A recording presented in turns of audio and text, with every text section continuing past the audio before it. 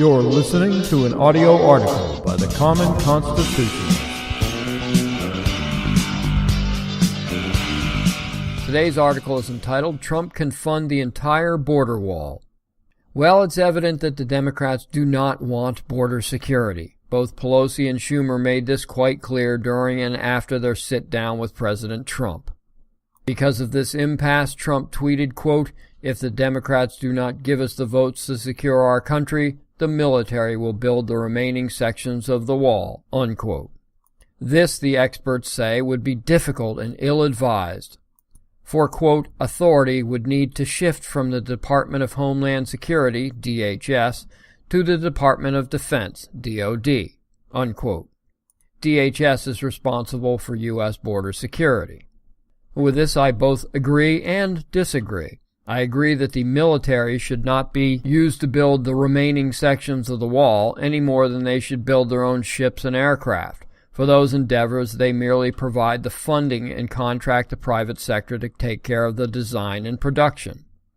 However, I disagree that the authority would have to shift from DHS to DOD, and it has to do with a little-known and less understood line item, or items, within the $717 billion military spending bill which Trump signed in August 2018. The line item is called Overseas Contingency Operations, or OCO funds. There are two sets of OCO funds available. The first is $69 billion slated for DOD to fight ISIS and other terrorist groups.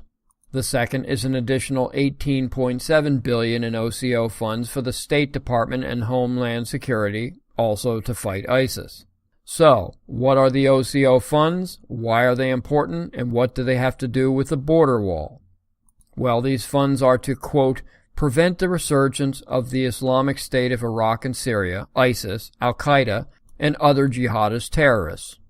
DOD would prevent any resurgence by working with partner forces and agencies to stabilize liberated cities, secure borders, retain territorial control, and disrupt ISIS's capabilities to attack the U.S. homeland and American allies. The budget also requests funding for DOD to address the threat from ISIS branches outside Iraq and Syria and to protect the United States against a resurgence of Al-Qaeda, unquote. In other words, it appears quite clear that at least a portion of the $87.7 billion total OCO outlay not only could but must be used to secure our border against any possible threat of attack to the U.S. homeland. So that's the why are they important and what do they have to do with the border wall part. But what are OCO funds? OCO, quote, is a separate part of funding operated by the Department of Defense and the State Department in addition to their base budgets, unquote. The OCO fund has very little oversight, which is why it is sometimes referred to as a DOD slush fund. In other words, these funds can be used at the discretion of the DOD and therefore the Commander-in-Chief. Trump originally wanted $25 billion for the border wall. If what I've discovered is accurate, he has the money within DOD OCO funds. Now he just needs to access them before the Dems take control in January. Thank you for listening.